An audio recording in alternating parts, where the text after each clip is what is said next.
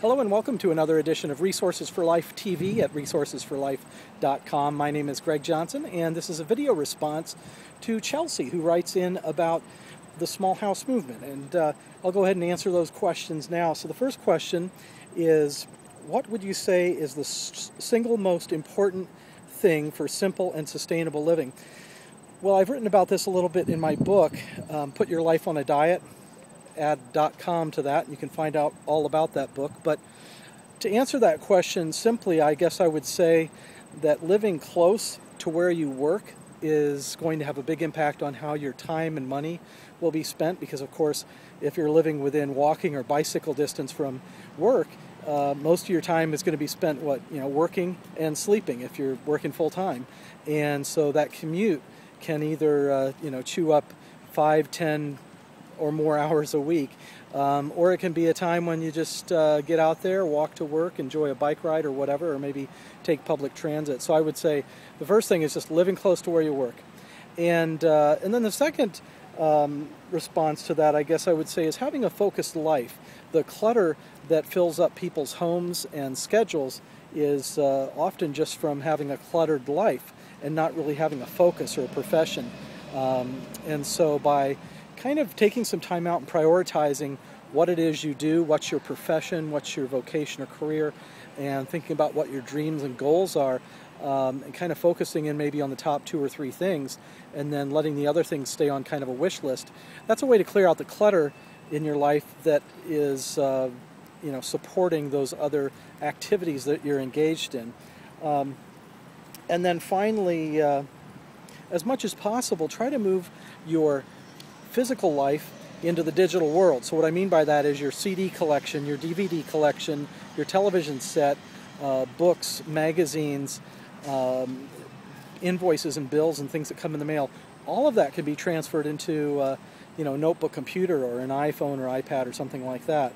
And the less physical clutter you have is the more your life is just going to feel simplified and your surroundings will be simplified.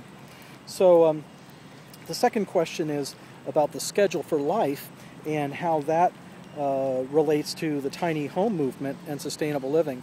Well, for those of you who've not studied it before, it's at resourcesforlife.com, and you can find information about the schedule for life. But in summary, what this schedule for life presents is the idea of having a place for everything and everything in its place. There are a lot of people, I talked about the cluttered life, a lot of people that have a cluttered schedule. And so, they'll make a trip to the store on Tuesday, and then Wednesday night they realize, oh yeah, there was this other thing I needed at the store. So now they're off driving for an hour or whatever, getting that second item. If you have a list, kind of a wish list or an organized shopping list that's sorted by destinations, and just wait until it fills up once every week or two, then you can take, public transit or bike or walk or drive if you need be, to go get those errands run in a more organized fashion. So that's just one example of many, how you can have kind of a daily, a weekly, a monthly, and semi-annual type schedules for different things. And here's another example. Exercising in the morning has been shown to boost the body's energy level and your emotional state, and give you a number of other benefits throughout the day. And of course, if you exercise in the morning and hopefully you're doing some sort of cardio workout, you're getting a sweat going, you'll take a shower once rather than maybe taking a shower in the morning, going to work, then going to the gym over the lunch hour in the evening, and then taking a shower again. That's a way of then saving time and saving natural resources, water. So those are just a couple of examples from the schedule of life. Basically, the principle is simplifying your life and reducing your impact on the environment. And then there's a question about the mobile hermitage, and that's the home that I worked with Jay Schaefer. He was actually the builder of that, and I volunteered a little time as well to build the mobile hermitage, and I lived in that from 2003 until 2009, so for 6 years.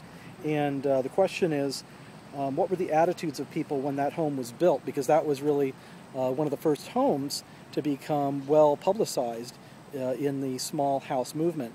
And so the question then is, what were the attitudes then and what are they now? Well, of course, when the home was first built, it was seen as a very quirky, on the fringe kind of thing to have. A 10-foot by 7-foot home is barely the size of a garden shed. So there were a lot of jokes about it, and people that just didn't understand what the whole point of it was. Now, looking back on it, at this point, 7-8 years later, it's become sort of an icon of the small house movement, and many homes have been designed. Many builders now build homes and sort of copy that initial design with the peaked roof and the wooden front porch and that kind of thing. So anyway, it has been interesting to see the change in attitudes over the years as the movement's grown. There's a question here. I find it fascinating that the inside of your home is so efficient and it serves the functional equivalent of a house 2 to 3 times its size.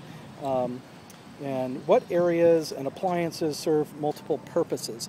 Well, this is something that I became aware of back in the 1970s, actually. I'd gone to a Native American home that was here in Iowa. I'm going to let that helicopter fly over.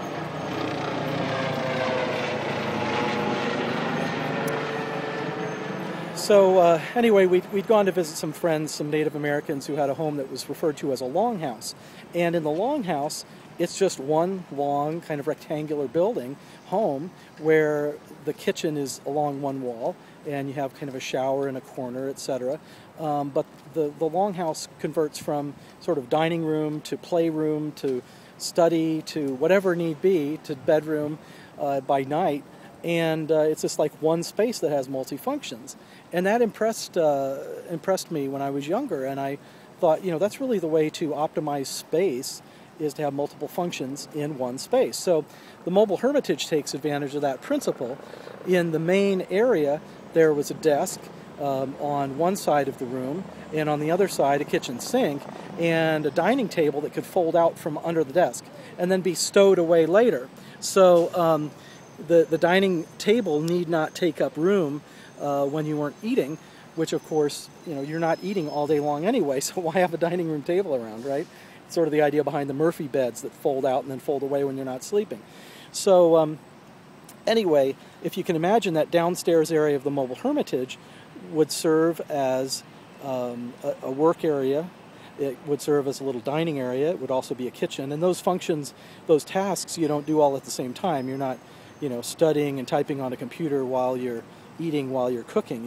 You do those things in sequence rather than parallel typically. So anyway, that's just one example of how you can have multiple functions of a single space.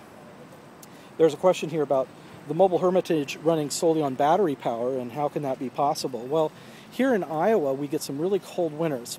And so by heating with a boat heater that's gas powered, essentially, no electricity was required. And certainly by day, there's plenty of light in the home. There are windows facing every direction. So anyway, that's how I was able to get by without any electricity, other than in the summertime, and you can tell I'm sweating now, I would use a fan that was powered by DC power, so it could cool the house down at night and keep that cool air in during the day with the good insulation. So finally, there's a question here, how big, if any, is the sacrifice of living in a tiny home? Well, I think the main sacrifice, at night you're sleeping, you don't notice how big your home is. And by day, most of us are out and around in the community we live in or working. There's a few hours in the evening when you're eating or kind of settling down for the night. But the time when I think you'd notice it is if you have family visiting, you want to have maybe a guest bedroom or have a few friends over. And if you live in one of these ultra-compact homes, it's just not possible. Friends visiting town for the weekend are going to have to stay in a hotel, and if you're going to get together with some people, a group of 5, 6, 7, 10 people or more, you're going to have to meet at a coffee shop or a restaurant or something to socialize. So anyway, I guess that bell means it's time to go. So thanks for watching another edition of Resources for Life TV, where you'll find resources for better living. My name is Greg Johnson. Look forward to talking to you again soon.